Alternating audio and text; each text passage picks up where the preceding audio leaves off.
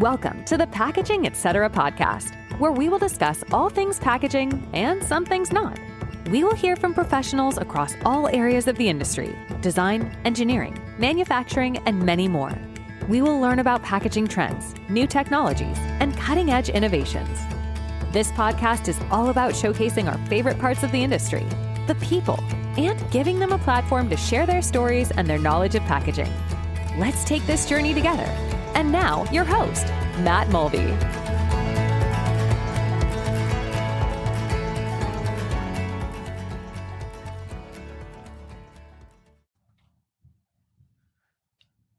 Hi, folks. Welcome back to another episode of the Packaging Etc. podcast. In my first episode, my wife Joanna interviewed me as a way to provide some context about me as your host and convey what I'm looking to accomplish with this podcast. One of the recurring themes from that episode was a reference to the New Jersey Packaging Executives Club, a nonprofit packaging organization based in my home state of New Jersey that has two primary purposes.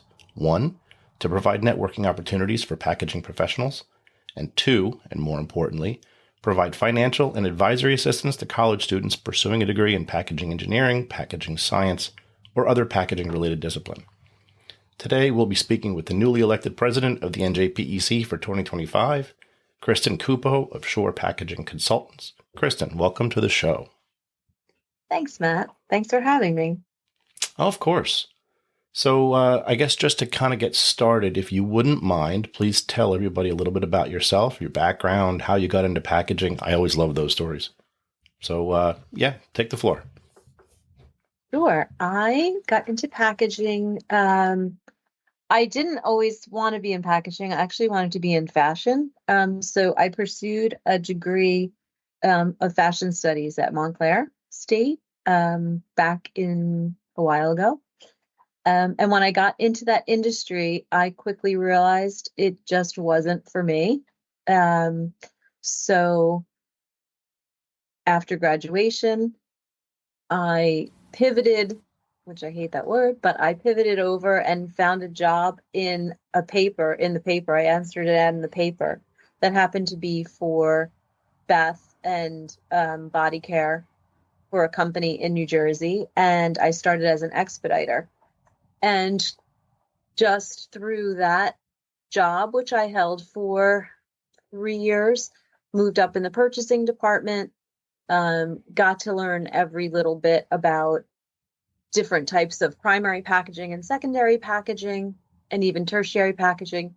Moved to the next job, which was at Griffin Development, with someone actually that helped me get that job through, a relationship that I had at my first job in the industry, and kind of just by default came into packaging. Back then, I don't think we didn't need to carry like package engineering degrees. So I'm one of those grandfathered in packaging people that knows a little bit about everything. And we've kind of learned as we did it, trial by fire, we like to say. So Okay. I've been, So you mentioned you were an expediter. So just for my own edification and for anybody else's that might not know, because I hear expediter and I think hallway monitor with a wand just chasing people around trying to get them to work faster. So if you wouldn't mind explaining, what exactly does an expediter do? Yeah, I just aged myself with expediter. Expediter is exactly what you just said. Basically, I would take all the information, all the orders that the purchasing department placed, and I would follow up with suppliers, make sure everything was shipping on time, work with the logistics department, work with operations and planning to make sure all of our components were coming in at the right time, with the right quantity, to finish, to fulfill production orders. Okay. So kind of like the old Siemens commercial, right? We don't make your product, we make your product better, or we make your product faster. We make it happen faster. Yeah. Okay. All right. I get it. Yep. Okay. So, one of the things that I mentioned in my first episode was I wanted to take an opportunity to name drop a few people that were highly influential in my professional development. I was curious if there was anybody that you would like to mention. So yeah, I mean, in this industry, it's a very small, right, connected industry. The person I was the expediter for was Lori Tirelli and Rick Todd. I don't know if you're familiar with them. I'm not. Lori Tirelli went on to Griffin and then to Estee Lauder and then on and on. And Rick Todd went to a smaller family-owned company and then to Estee Lauder. Always kept in touch with both of them. In fact, Lori was the one who helped me move from Samora, which was where we were, my first job, to Griffin Development, because I knew I always kind of had an idea of like where I wanted to go next. And Griffin was that place where like everybody worked really hard, but that you built like really strong relationships. You learned a ton. The purchasing department worked very complementary with package development. So I knew I could learn a lot there. And it was just one of those places, like anytime a job popped up, I was, seeing who I could, contact to get in there, instead of just filling out my resume and sending it in. And then when Lori went, she got settled and she actually handed my resume to someone in planning who then moved me over to purchasing. And that's how I made my move over there. So I think those two people, Rick Todd and Lori, were really instrumental. When I was at Griffin, I mean, I could go through the entire roster of people that, were so helpful, but like Kevin McCarthy, Dave Huback, Diane Hammond, all the package developers. In my team, I had Gus Davis was my the head of purchasing, and then Mike Ottenheimer and Jerry Viverito were our two top levels after Gus. Everyone in that department, I mean, I still talk to a majority of them. We worked really hard. We had a great time. It was crazy. But the friendships and the work we did, like, there was just nothing like it, really. So I feel like that's a nice lead into, to the next part of the episode here. What we had discussed focusing on was networking. Like myself, I know you're a huge proponent of networking. Being a consultant, that's a major prerequisite, I would say, as far as, self-sustaining business model. When we were both starting our careers, it was all about getting business cards and meeting in person and trade shows and, cold calling, et cetera, et cetera. But now with social media, it's a completely different ballgame. And I was just, going to ask you if there's anything you'd want to add about your experiences leveraging, modern social media, LinkedIn, Instagram, Twitter, now X, even Facebook. I see a lot of businesses, advertising on Facebook, and using that as a networking tool. What would you, what would you say, what's your go-to as far as social media is concerned? Professional wise, I really stick to LinkedIn. There's very few people that I am also friends with on Facebook or Instagram. Those are probably people I consider like obviously colleagues and peers, but more friends. We hang out like more on a social aspect. But LinkedIn, I think I'm on there. I mean, I'm not really trying to step away from social media a lot, but I would say like a few hours a week, just like making sure I'm supporting people that I know or, companies or, clubs that I support, forwarding things or reposting stuff from my network.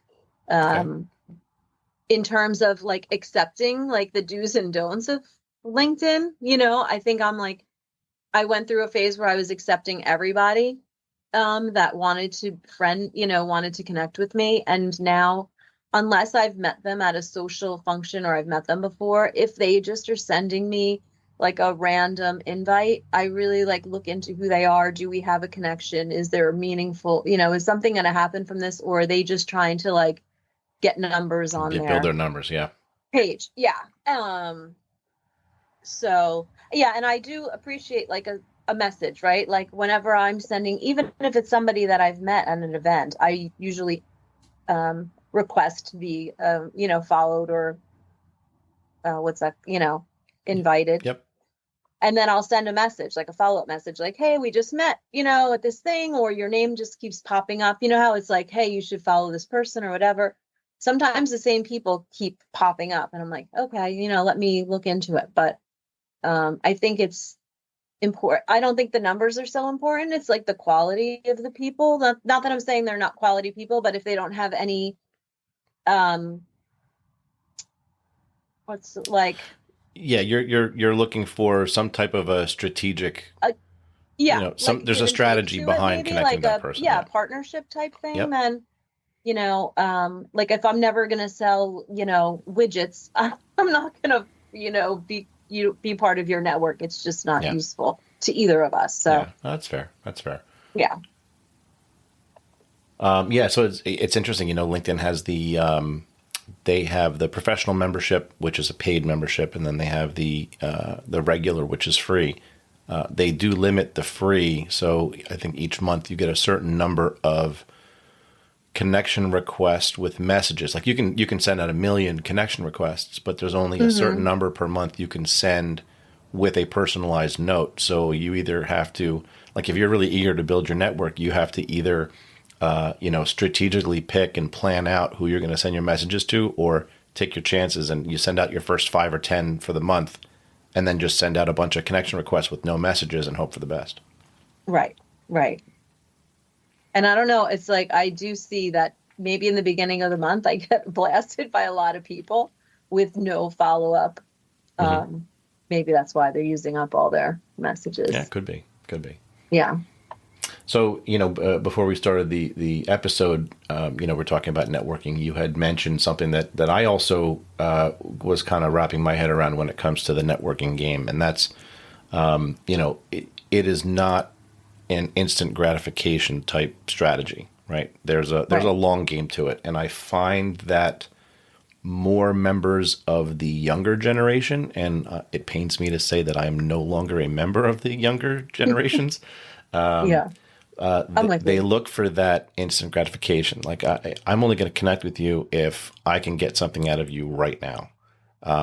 Right. Whereas, it really is a long game. I have people that I've been connected with on LinkedIn for 15 years and may still have not gotten anything directly out of that connection today. But who knows tomorrow, next month, next year, where that connection may lead. And so, it's the long game. It's you have to build the relationships, as many relationships as possible within reason, of course. But understanding that might take years to develop before it bears any fruit. But you did touch on something like that. I never got anything out of it. So when I network with people, maybe this is the wrong approach, but I'm almost just like, who can I meet somebody new today? Like when I go to an event, I'm like, okay, you know what? Like, do I see someone that kind of looks like they're standing by themselves, or, it's not like, hey, what can this person do for me? Because I think if you go into it with that type of mentality, it doesn't seem authentic, right? Like, I think it has to be a give and take also. So like, what can you offer that person? And maybe sometimes it is like they came to an event by themselves and they don't know anyone and they just want somebody to talk to. I think that's like, I like making people feel comfortable, right? Because I remember walking into rooms and I didn't know anyone when I was younger, and it is intimidating. So I just go in and it's not like, oh, I want to meet that person because I think they can help with this. It's just like, I just want to meet somebody new. Let's see, if we have mutual interests, and like, do I want to build on that relationship? Do I want to make that person, part of my network? But it's like, I don't go in strategically, I think. So I think it can feel kind of, I don't know, better words, like sleazy like that, if like contrived. Hey, oh, you're here. Here's my business card. But can I do something for? And I'm like, I just met you. Do you know what I mean? Like that was your ultimate goal of coming here, was to like hand out as many business cards or make as many connections as you could for your, your own personal gain, but like an equal exchange of like information and maybe I can help someone else too. I think that goes a lot further, like you said, for the long game, Yeah. right? If that's what you're interested in. Yeah, absolutely. A funny story, a couple of years ago when I was at PEC Expo Chicago, the first time I'd ever gone out there for that show on my own dime as an independent consultant. The hotel that I was staying at happened to be the last stop on my bus route. And I think it was Tuesday morning, 3 or 4 buses went by and they were already full.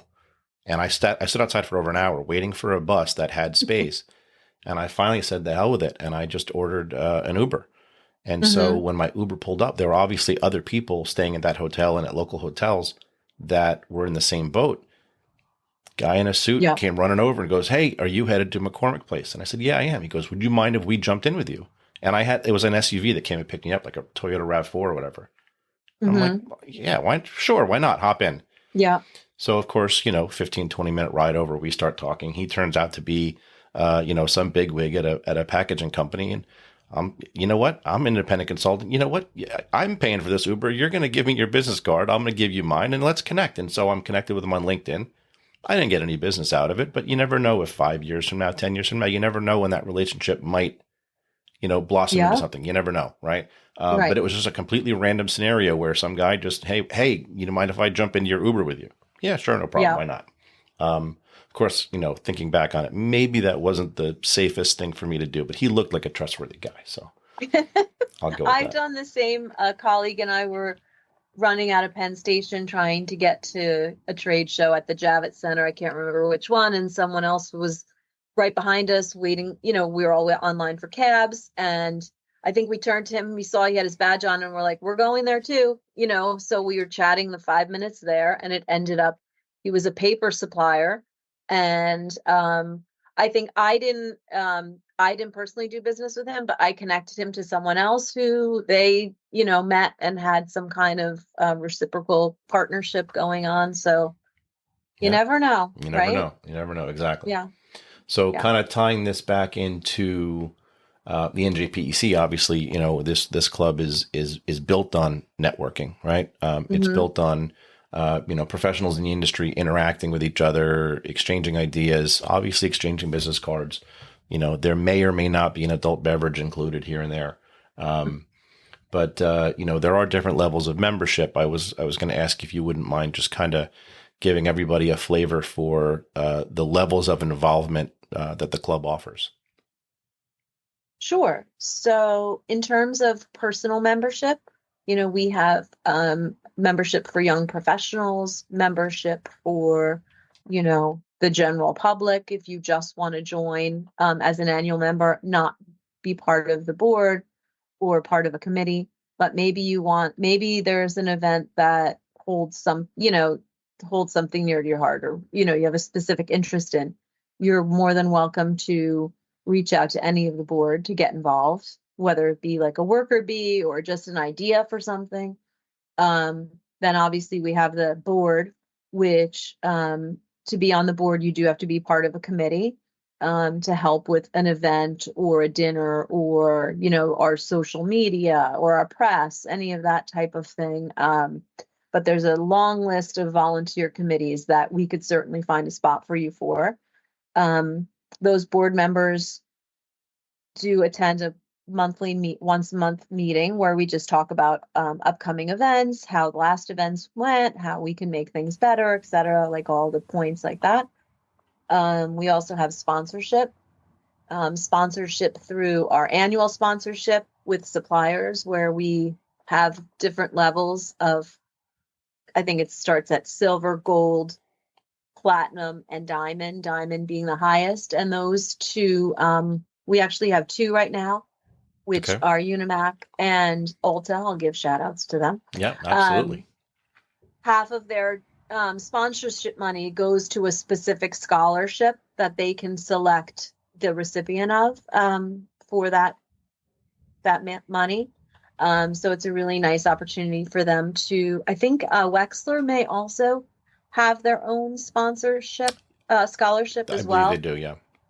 So, Is there a limit? Does the NJPEC limit the number of diamond sponsorships? Or if there's another organization out there that said, hey, you know what, we'd really like to get up to the diamond level as well.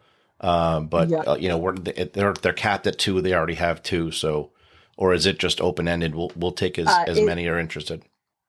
We will take as many as interested. Okay. I would default to Maria on that, our committee chair, but I'm sure she would, love to give out, as well as our scholarship committee. We would love to give out as much as we can. That sounds like a nice problem to have. Yeah, to have too many student applicants, right, with all this money to go around. I think last year we did almost 60,000. So somewhere around there, yeah.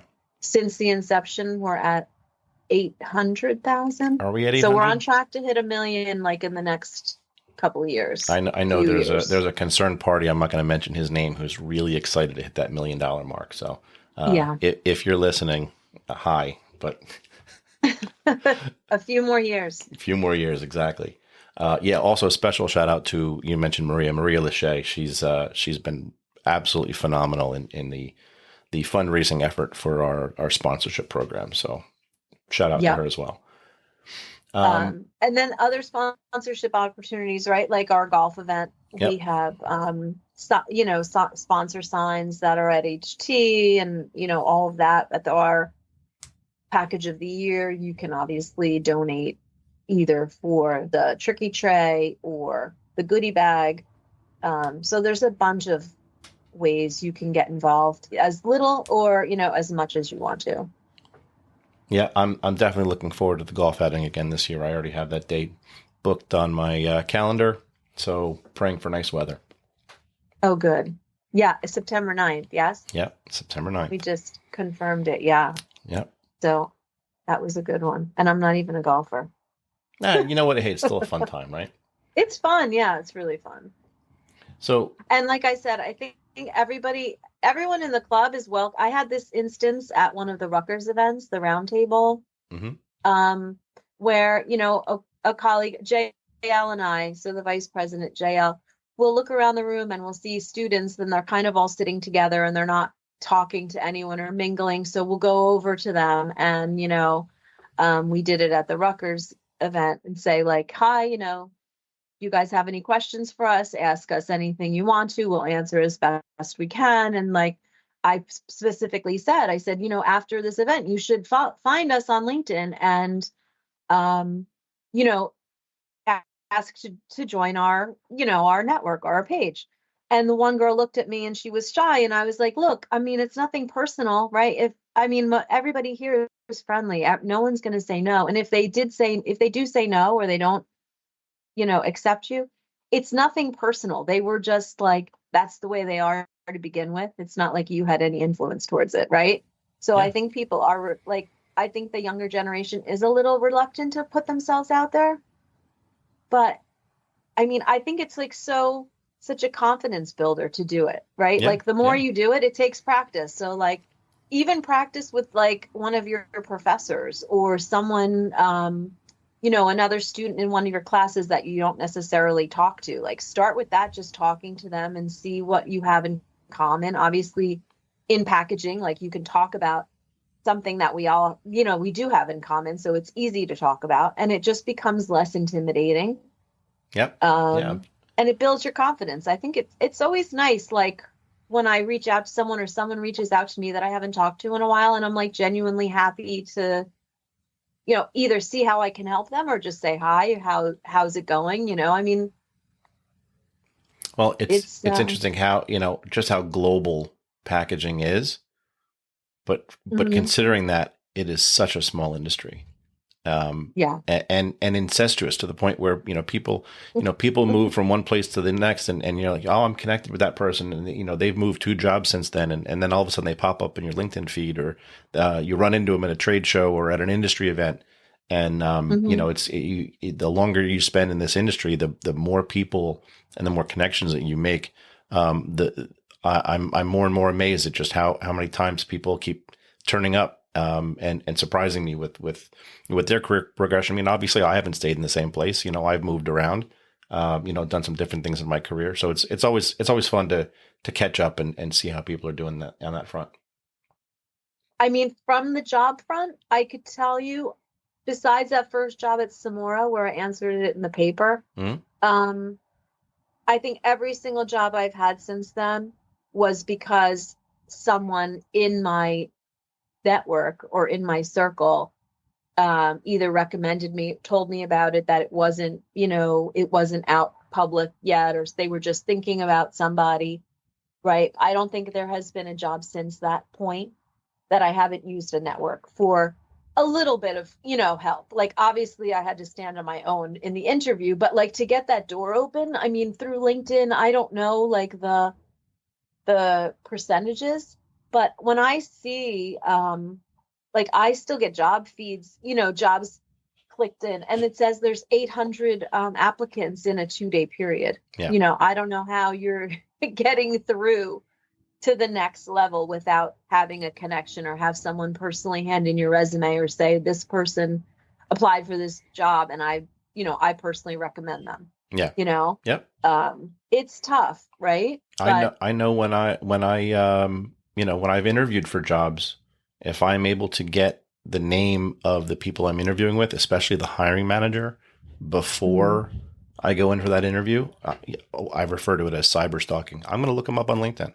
I'm going to see, hey, do we have any common interests? Maybe this person has interacted with posts on LinkedIn that involve golf. I'm like, I'm going to somehow figure out a way to mention golf during the interview, during a casual portion of that discussion. Or, hey, I see this person's big into trade shows, or this person follows this influencer, some type of commonality that I can bring into the discussion to give myself an advantage. And I feel like that's like psychology 101, but you have to have that network to lean on in order to gain that information. So, I'm right there with you. I mean, even beyond like the job, I just used a colleague of mine, I didn't go to Makeup LA, LuxPack LA, but I found out a supplier I'd been trying to get in touch with. It was exhibiting. I reached out to someone from NJPEC who I knew was going to be there. And I said, Laura, can you do me a favor? Can you go to this stand and get a business card or get a contact information for me? They've seen me on LinkedIn, but it was just, when it's just taking too long, I'm like, I need a direct contact. I need to get this project moving. So Laura Carey's like, sure. She went the next day, sent and it even followed up with like an email introduction, like, Christen, this is Marlo. She's going to be your US salesperson, and like, just that connection. I just needed somebody who was going to be there, boots on the ground. How like fortunate is it to have people just to help you, right? Yeah. Like I have friends in the industry. I just call when I'm doing this, and this. Do you think this is like the right thing, or can you think of anything else I should do?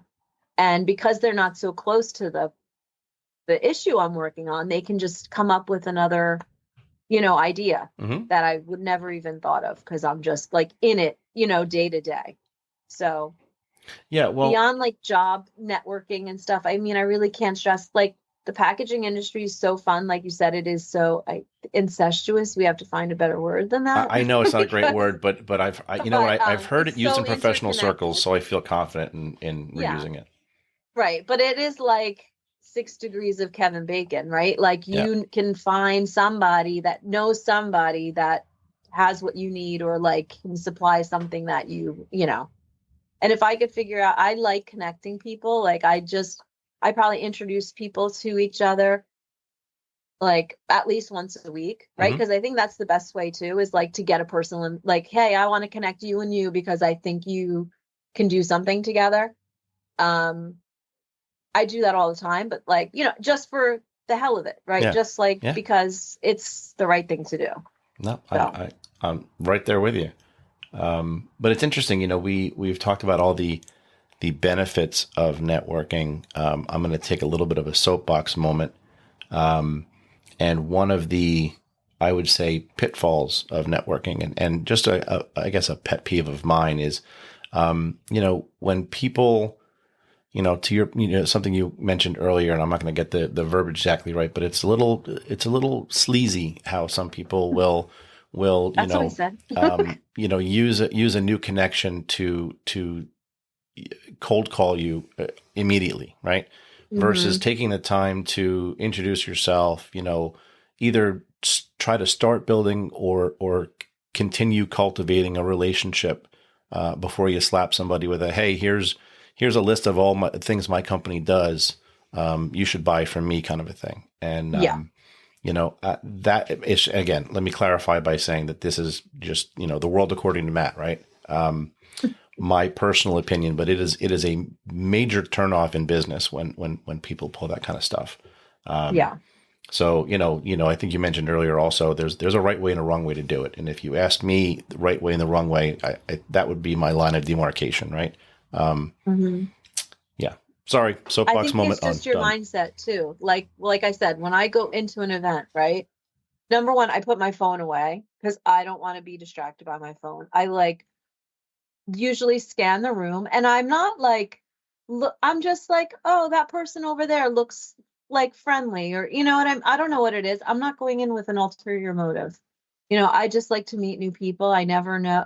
It's almost like make it like it's not a game, but make it like a challenge to yourself, right? Like, hey, today I want to just meet one new person. Maybe it's like it works out, or maybe you just file that, and like you said, in 2 or 3 years, you're going to be like, oh my gosh, that person is a freight forwarder, and I have a problem with something. Maybe I can just call them. Yeah.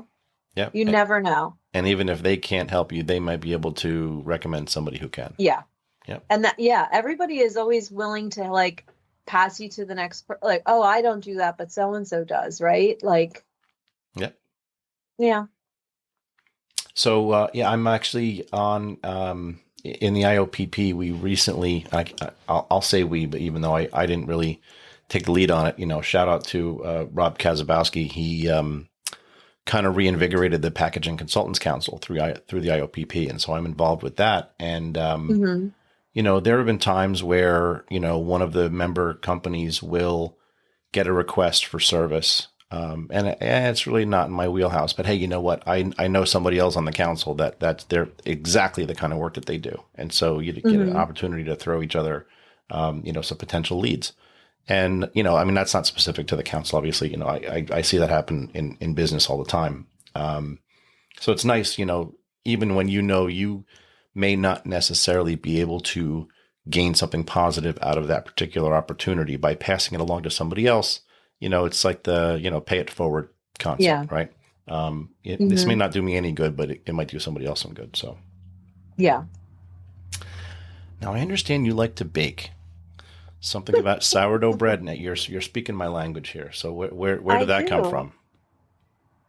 Thankfully, I didn't start that in COVID because I would have been looking much different than I do now. But I missed the whole COVID sourdough trend. And then I don't know, I went to visit my sister, lives in Minnesota, this past December, and she pulled out a loaf of bread, and I'm like, this is, amazing. And she said, she was like, oh, I make sourdough bread every week. And I'm like, oh, how did I not know this?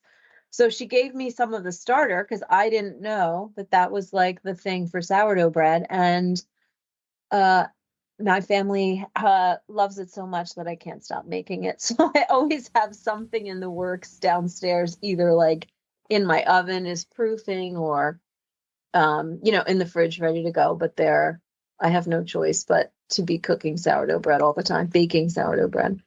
So it's ironic the timing because my soon-to-be daughter-in-law recently took up sourdough bread baking, and we've already received 2 loaves.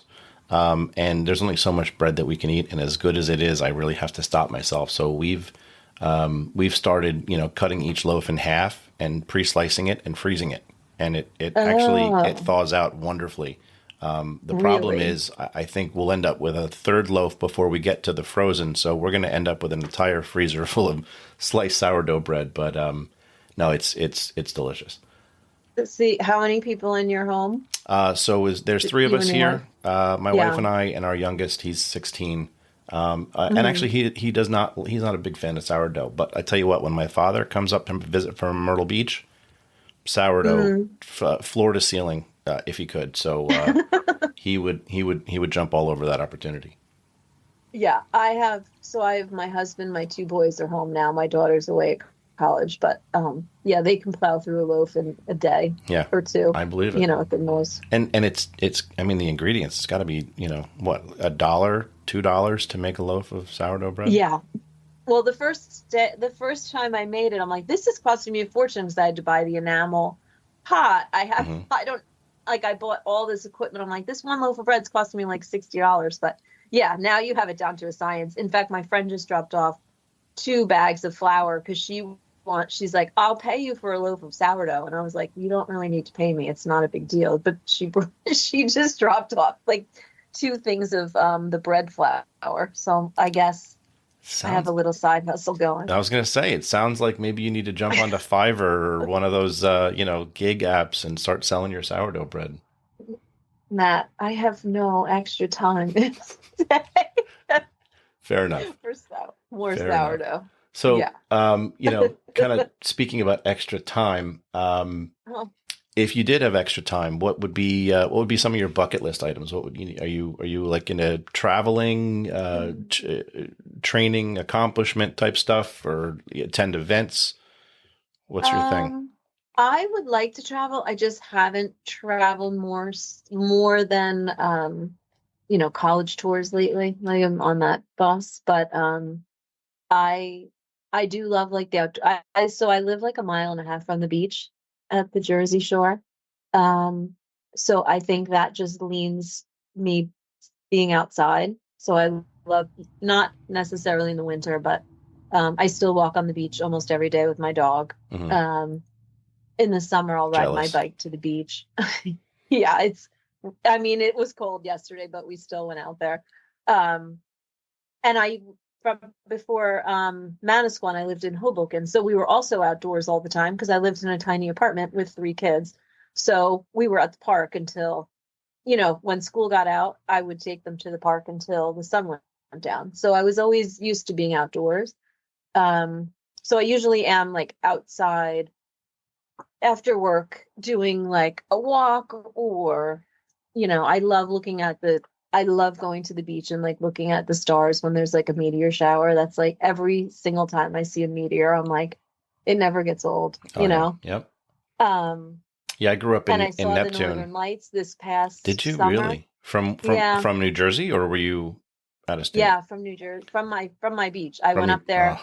I My missed friend it. was like, I think we can see the Northern Lights. And I'm like, we sat up there for like an hour. It was unbelievable. So my bucket list is Iceland, but I already saw the Northern Lights. Yeah. I feel like I almost could take that one off. But Yeah, but I think there's so many more things to experience in Iceland. It's on my list as well. My wife and I have talked about it, and it's funny because you say Iceland, you think it's Europe, but it's like 4 hours from New York. It's no, really yeah. not that far. Like I could do And that I in a long don't think, weekend. I would much rather do that. I'd much rather go to Europe than like the Caribbean, or, Hmm. like to me, that's not a vacation because maybe I do it all summer. I'm at the beach. So like, I Yep. feel like I Fair. need to go learn something or tour something, or, um, my one consulting job, the home base is in London. So I've been fortunate enough to go there and spend a couple extra days, Hmm. on the back end, which is fun. Just like exploring some random, we did Churchill's War Room and like things that I guess I really wouldn't think of to do, Yeah. right? But Yeah. like that was a really cool one. We went to like a speakeasy. Um I think I almost saw like every single thing in 2 days that I needed. We went to Westminster. Um yeah, just, Yeah. and my company before that, the company I spent the longest time at was QuadPack, a Spanish-based company. So I've been to Barcelona. Um, but you know how that is. Like you could be in Barcelona, you could be in Detroit. It Hmm. doesn't really matter if you're like there for work, Yeah. unless you make a conscious effort. Did you get to You're, see La Sagrada Familia while you were in Barcelona? yeah, I did see that. I think I was in Spain like between maybe probably close to like half a dozen to maybe probably 6 or 8 times, and I Okay. only went into the church once. But I did have the best dinner of my life in Barcelona. Oh, really? Yeah. Did you have That was like their one of those paella? bucket lists. No, I was with a supplier who took us to somebody's house, and it Oh, was a okay. couple. Gotcha. The husband did the main course and the wife did the desserts. Hmm. And you didn't order, like, they just brought whatever whatever they were cooking for the day. Yeah. But the uncle, I don't know the story, but the uncle was like a museum curator or something, and he was friends with Picasso. So there were literally like Picasso's, and Salvador Dali had like a painting like that I could go up and like, 6 inches from see it. And the food was Wow. unbelievable. Yeah, But my wife and I got to Barcelona a few years ago. We did an anniversary trip in Portugal, and then two cities in Portugal, Lisbon and then Porto. We loved Porto, by the way. Lisbon, Porto, I've heard Porto's Barcelona, amazing. and then we actually spent our anniversary in Paris and then came home. But Barcelona, one of my bucket lists. I could spend 6 months backpacking through Europe and just going through every medieval architecture building, cathedrals, mosques. Yeah. I mean, you name it. I love that. And so Sagrada Familia was obviously one of my bucket list items. Yeah. So we got to see that. That was really surprising on the inside how bright it was, because I didn't think it was going to be so Yeah. light, right, from the outside. He was a magician with the design of those stained glass windows. Yeah. I don't know how many pictures. My camera roll was filled with pictures just inside that Me cathedral. too. Yeah. So I think I have a picture up. Actually, I do right over there. yeah. Yeah. So obviously travel, we've talked about that. If you hit the big one, you hit Mega Millions tomorrow, what would you do with the money? Of course, after you made a massive endowment to the NJPEC scholarship fund, Yeah. after that dirty business was settled, what would you 10 do? diamond sponsors in my name. There you go. Scholarships. What would I do? I think I would do what you just said, is like take a 6 months to a year and just like pack up and travel, whether it be, there's so many parts of the US I haven't seen, right? I think I could probably spend a month like in Utah alone with all those Slot national canyons parks. and Yeah. I could do that. I could go to Europe and just like, there's so many places I would want to see. I think I really wouldn't need to buy anything. I'm kind of over buying things, unless it's like wellness, old people related. I have like like the foam roll, like all the workout stuff, like post workout, the Theragun and all those things. But I'm not really a shopper anymore. So I think it's more about like experiences. I love concerts. Like I'm looking forward to the spring and like concert season, because like that's my other big thing. Yep.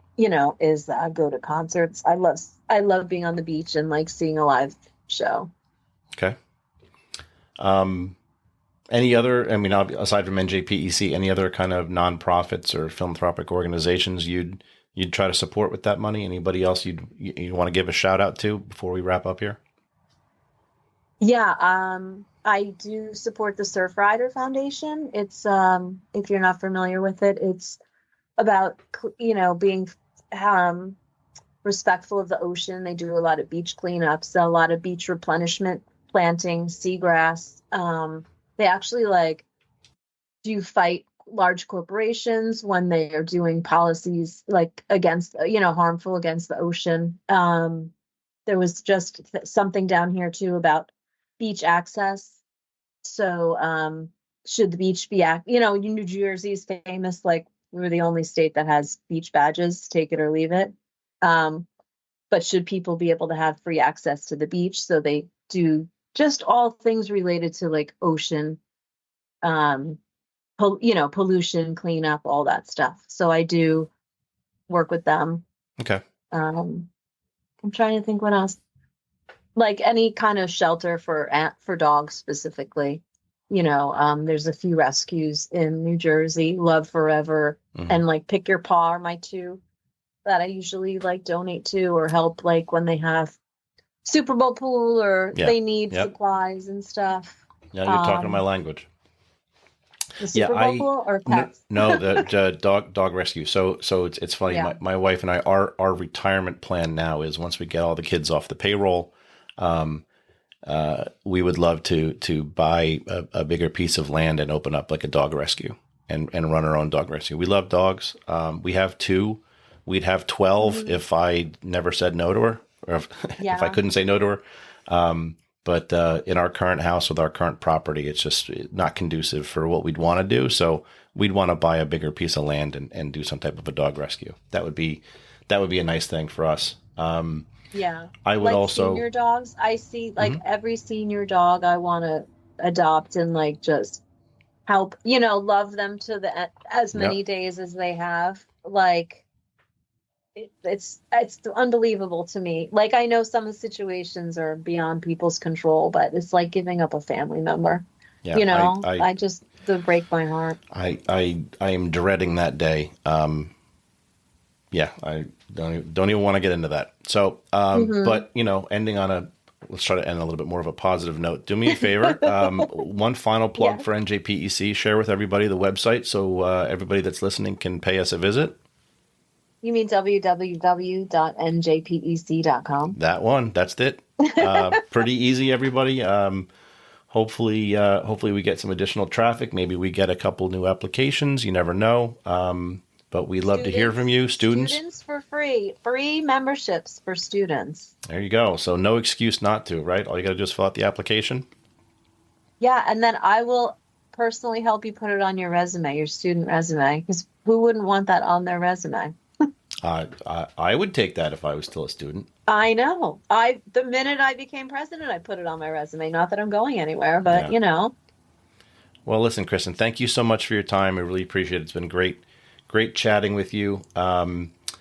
We will definitely have to look to schedule a follow-up episode, maybe towards the end of your tenure as president. We'll kind of talk about all the great things you've done for the club and for the industry. Sure. Great. Well, listen, thank you so much for your time. Really appreciate it. And that's a wrap. Thanks, Matt. Good luck on the podcast. Thank you so much. Take care. All right. Bye. Bye.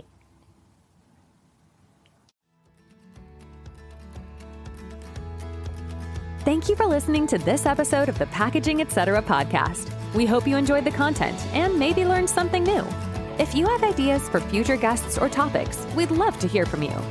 Feel free to send a connection request on LinkedIn or visit www.precisionengsolutions.com and use the contact form.